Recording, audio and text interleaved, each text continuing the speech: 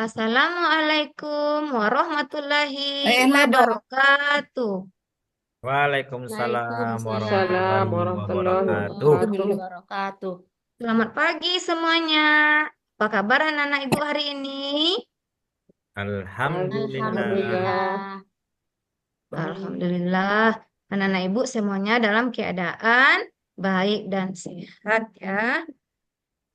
Baiklah anak-anak ibu, sebelum kita memulai pembelajaran kita, marilah kita berdoa terlebih dahulu supaya pelajaran kita hari ini diberikan kemudahan oleh Allah Subhanahu wa taala. Tolong ketua kelasnya Ananda Muslim, tolong dipimpin doanya. Baik, Bu. Ya, silakan. Ya, kita sama-sama ya. Ya, A'udzu billahi minasyaitonir Minasyaitonirrajim. Bismillahirrahmanirrahim. Bismillahirrahmanirrahim. Bismillahirrahmanirrahim. Rabbi Rabbi Bismillahirrahmanirrahim. zidni zidni ilman ilman warzuqni Warzuqni fahman. rahman. Amin. Amin. Amin. Anak-anak ibu semuanya hadir hari ini? Ada yang tidak Hadir, Bu. hadir? Hadir. Hadir semuanya, alhamdulillah. Pada pembelajaran hari ini kita mempelajari surah At-Tin, yang mana pertemuan sebelumnya kita mempelajari hijrahnya Rasulullah dari Mekah ke Madinah. Nah, sekarang kita mempelajari mengenai surah At-Tin, yaitu surah yang turun di Mekah. Ya. Sebelumnya, Ibu mau tanya dulu, anak-anak Ibu semuanya senang baca Al-Quran? Senang, Bu. Senang, Bu. Sudah pernah baca surah At-Tin? Pernah, Bu. Pernah, alhamdulillah, masya Allah. Nah, sekarang adapun tujuan pembelajaran kita pada hari ini yaitu supaya anak-anak ibu semua dapat menulis dan membaca surah At-Tin dengan baik dan benar, serta dapat memahami makna pokok yang terkandung di dalam Quran surah At-Tin dan dapat mengaplikasikannya dalam kehidupan sehari-hari.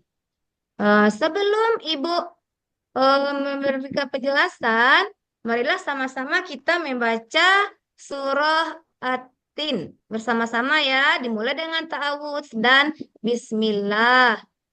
A'udzu billahi minasyaitonir rajim. Bismillahirrahmanirrahim. Bismillahirrahmanirrahim.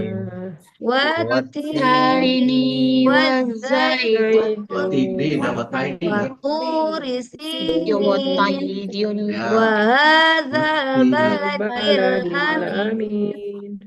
لقد خلقنا الإنسان في أحسن تقويم ثم رددناه أسفل سافلين Safilin.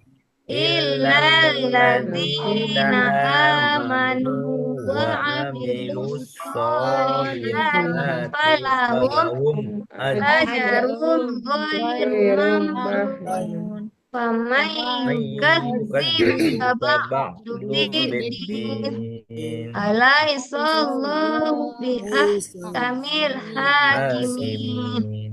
Ya, itulah bacaan surah At-Tin dari ayat 1 sampai 8. Alhamdulillah, anak-anak ibu semua sudah pandai membaca surah At-Tin. Untuk pembahasannya, surah At-Tin adalah surah yang ke-95 di dalam Al-Quran. Yang mana surah At-Tin ini terdiri dari 8 ayat. Nah, di sini ada gambar buah tin. Anak-anak ibu pernah melihat buah tin? Tidak pernah. Ya. Belum ya? Ini contohnya buah tin. Ya, ini adalah contoh dari buah tin. Ya, terus nama surah At-Tin ini diambil dari ayat pertama surah ini, yang mana At-Tin artinya adalah buah tin. Surah At-Tin ini termasuk ke dalam golongan surah Makkiyah karena diturunkan di Mekah. Dan dalam surah At-Tin ayat 1 sampai 3 dinyatakan bahwa Allah Subhanahu wa taala bersumpah demi buah tin dan buah zaitun dan juga Allah bersumpah demi Gunung Sinai serta demi kota Mekah yang aman. Mengapa Allah mengambil objek ini? Karena Allah ingin menunjukkan kebesaran dari ciptaannya, ya. Ayat selanjutnya lagi, ayat selanjutnya, ayat 4 sampai 6, Allah Subhanahu wa taala menciptakan manusia dalam bentuk yang sebaik-baiknya. Dan manusia bisa saja menjadi makhluk yang serendah-rendahnya apabila manusia tidak beriman kepada Allah Subhanahu wa taala. Apa bedanya manusia dengan hewan, dengan makhluk lainnya? Kenapa manusia dikatakan bentuknya sebaik-baiknya? Karena manusia ini diciptakan dengan akal. Manusia diberikan akal oleh Allah Subhanahu wa taala untuk dapat membedakan mana yang baik dan mana yang buruk.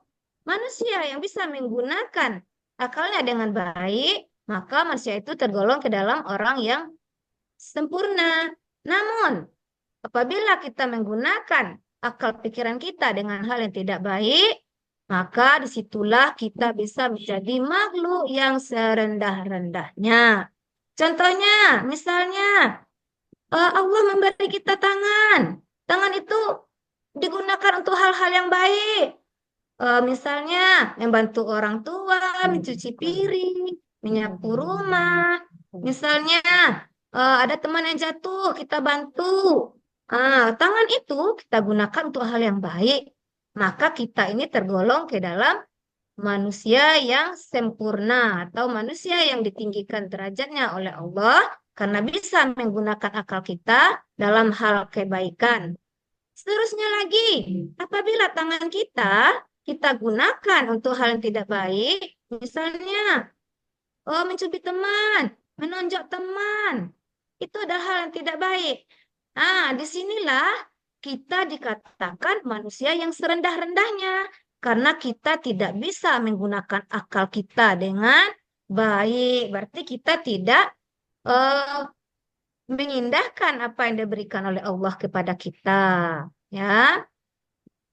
Terus ayat yang ke-7 dan 8 dinyatakan kenapa sih manusia masih mendustakan hari pembalasan sedangkan Allah merupakan hakim yang paling adil. Maksudnya seperti ini.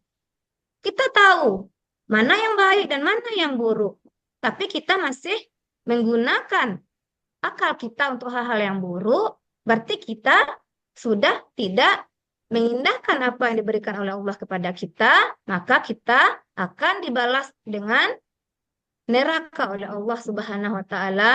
Dan apabila kita berbuat kebaikan, maka kita akan dibalas oleh Allah dengan pahala atau surga.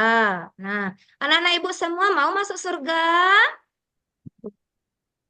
Mau ya? Mau, Oh, mau Bu. Iya.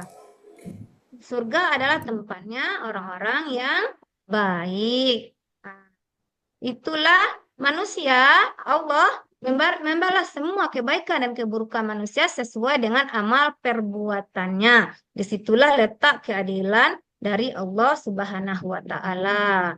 Nah, dari pembelajaran tadi bisa Ibu tarik kesimpulan bahwa Allah Subhanahu wa taala menciptakan manusia dengan sebaik-baiknya dan dengan derajat lebih tinggi dibandingkan dengan makhluk ciptaan Allah lainnya. Dan Allah bisa saja merendahkan manusia dengan serendah-rendahnya apabila dia tidak bersyukur kepada Allah Subhanahu wa taala. Nah, jadilah kita manusia yang bermanfaat, manusia yang ditinggikan derajatnya oleh Allah dengan cara berbuat baik. Ya. Dari materi ini, Ibu akan memberikan tugas kelompok bagi anak-anak. Ibu akan membagi ke dalam 2 kelompok. ya. Kelompok yang pertama itu Ananda Muslim, Ananda Ilyas, Ananda Nora, dan Ananda Petriati, dan Ananda Devi Susianti. Untuk kelompok yang kedua, Ananda Syakban, Ananda Liza, Ananda Mai, Ananda Leni Widya, dan Ananda Harisah. Nah, ini ibu buat kelompoknya. Anak-anak ibu bisa mencari kegiatan sehari-hari yang bermanfaat dan tidak bermanfaat bagi kehidupan manusia, ya. Silakan dibuat per kelompoknya. Bisa ya? Bu. Ya. Sambil membuat tugas, Ibu mau tanya dulu. Ada yang belum paham atau ada yang ingin ditanyakan? Silakan. Tidak ada, Ya. Bu. Ya, silakan Ananda Nora. Ya, Bu. Saya akan bertanya, Bu. Ya. Apa pertanyaannya? Pertanyaannya, surah yang diturunkan di Medina tergolong surah apa, Bu? Iya, sebelum Ibu jawab, mungkin ada anak-anak Ibu yang bisa menjawab terlebih dahulu. Silakan. Siapa yang bisa? Ananda Syaban Saya, bisa Bu. menjawab? Ya, silakan. Apa jawabannya? Oh, baik, Bu. Surat yang turun di Madinah namanya Ya. surat Madaniyah, Bu. Ya, bagus. Masya Allah, anak Ibu yang pintar. Bagus sekali. Benar jawaban dari Ananda Sa'ban. Surah yang turun di Madinah tergolong ke dalam surah Madaniyah. Sedangkan surah yang turun di Mekah tergolong ke dalam surah Makkiyah. Bagaimana Ananda Nora? Sudah paham? Alhamdulillah sudah, Bu. Sudah mengerti, Ah, Bu. iya, Alhamdulillah semua sudah mengerti.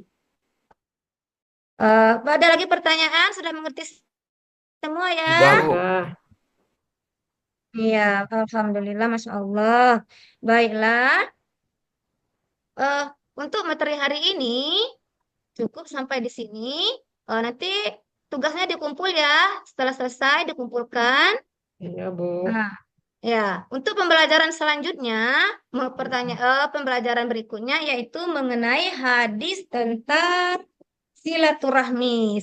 Silakan dipelajari dulu di rumah. Nanti Ibu bahas pada pertemuan selanjutnya.